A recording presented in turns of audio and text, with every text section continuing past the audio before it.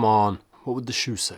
Hello everybody, welcome back to another episode of Man Takes Shoes Out of Box, the episode where you get to sit there and watch me take some shoes out of a box and tell you what I think of them. Today we are talking about these, the Kobe 9 Elite Low Halo Pack. These dropped on Tuesday or Wednesday, I think, this past week, and I was actually lucky enough to come up on these thanks to the Nike Sneakers app. Generally, whenever I come up on anything on the Nike Sneakers app, my immediate suspicion is these must be bricks. But that doesn't seem to be the case. These have sold out and they are currently on the resale market for...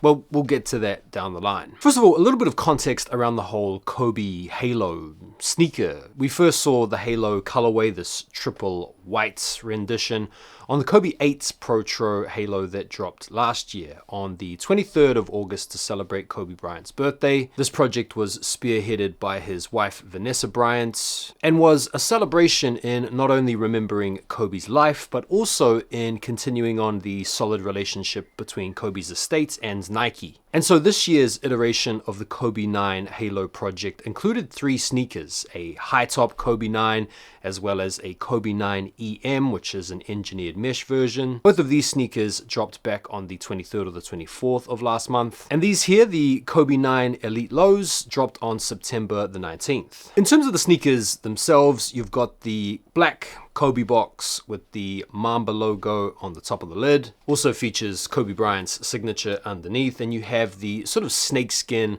or the snake print detailing in the box as well. The colorway reads white, white, and white. These are whites, that's for sure. In fact, these are so white that they are an absolute risk to wear. In fact, there are a number of conditions that are going to make wearing these impossible to avoid ruination. Those conditions include, but are not limited to, the following situations. Heavy to mild precipitation. If there is even a scarce chance of rain, these are not to be worn. The presence of high winds and dust. The white Flyknit material is going to act as an absolute magnet for dust, and given the white colorway, the dust is going to show up incredibly quickly. The presence of any liquids. If you are drinking coffee or, heaven forbid, red wine with these on foot, that is going to be a 9 out of 10 hazard. To be honest, the only way to really avoid ruining these shoes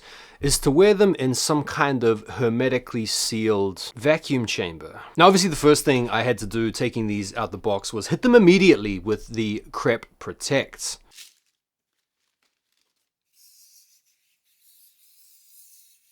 These sneakers start getting messed up the second the lid of the box and the paper is peeled back. Anyway, getting into the shoes, man, the Kobe 9 is one of my favorite shoes of all time. And before you guys out there want to start piping up and saying that's cap, this guy doesn't even have any Kobe's, this guy's not a hooper anymore, he only just got into Kobe's after Kobe passed away, he's such a hype beast. Bro, shut your mouth. Check these out. These are the Kobe 9 Elite Low IDs, back when you could Nike ID these types of shoes, and this particular colorway is a very limited multicolor rendition that I did back in 2014, bruv. You might also remember the Kobe 9 for the quite controversial high top shoe, which was kind of ironic given Kobe loved to play in and was responsible somewhat for pioneering the popularity of the low top basketball shoe. Seeing Kobe ball out in these mega high top, almost motorcycle boot Kobe's was a little bit crazy. You can also see here my missus has a pair of the Kobe 9 highs. This is the All-Star pair from the New Orleans All-Star game. These were called like the Gumbo League or something, and I actually had a pair of the high tops myself.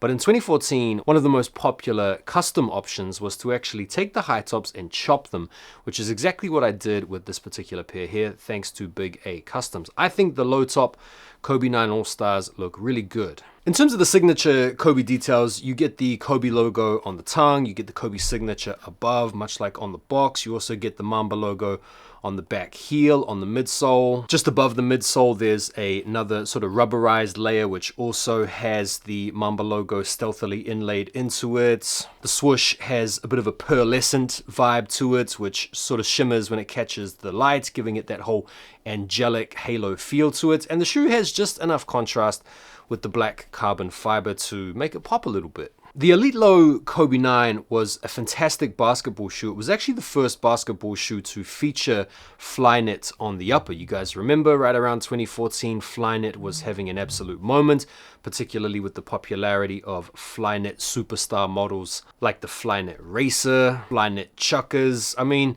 the whole Flyknit thing was a real moment in sneaker times. And one of the revolutionary aspects of the Flyknit on the Kobe model is, unlike on the Racers and stuff, the Flyknit material wasn't weak. It was robust. It wasn't about to explode under extreme pressures from lateral movements or explosive jumps or anything like that. Like, the Flyknit had been engineered in a way to make it robust and supportive as well as breathable. The sneaker also features this really nice carbon fiber, which is inlaid into the midsole that's not only light but adds this extra element of stability. The traction pattern on the outsole is legendary. It's like a fingerprint vibe. And one of the coolest parts of the sneaker is that you get these really nice insoles with the React foam, which make these an absolute pleasure to wear on feet casually, but also makes these an incredibly comfortable sneaker to play ball in. So the Kobe 9, in my opinion, is probably one of the best Kobes of all time. I would actually situate it second best Kobe of all time after the Kobe 6. It's got the aesthetics, it's got the comfortability, it's got the performance, it's got like everything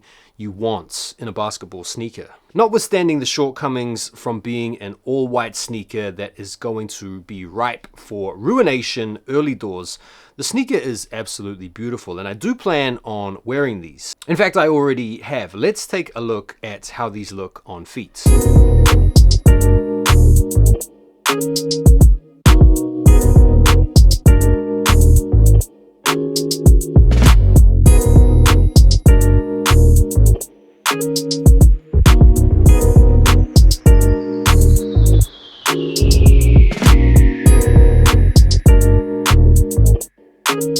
So in terms of the fits, true to size is absolutely fine. As you may be able to tell, these have a slightly wider construction in the forefoot, making them a really good shoe for some of you wider feet cats out there. True to size is absolutely fine in my opinion. The comfort is fantastic. Like, check out this insole, bro. Like, this is thick. The React foam underneath is just soft as.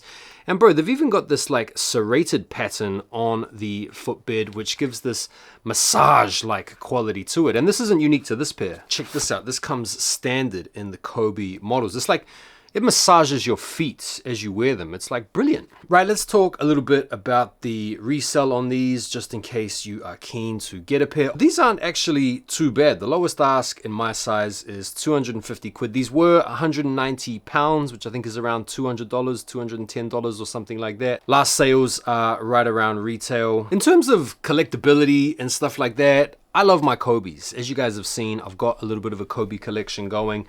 Kobe 9 is one of my favorite shoes of all time, so I'm happy to have these in the collection. But obviously, in terms of wearability, they're gonna have their limitations. So I don't know if this is gonna be the type of sneaker that most people out there are gonna be keen to get. I do think it's kind of cool though that the Kobe market seems to have settled down a little bit. You guys remember a year or two ago, any Kobe that was coming out was reselling for crazy money. A lot of people were predating on the fact that Kobe had passed, and a lot of people were nostalgic over his memory and willing to overpay in the resale market for some of his sneakers. That whole phase and fad seems to have kind of fizzled out a little bit, and I am stoked that Nike and the Kobe brand are going to continue to move forward and give us Protros. And there we go. Those are my thoughts. The Kobe 9 Elite Low, one of the best Kobe models of all time. It's a dope pair. They're clean, they're white, they're ripe for ruination immediately. I'm stoked with them. I'm looking forward to wearing them indoors without any liquids in the vicinity very, very soon. What do you guys think about these? Are you guys feeling this model?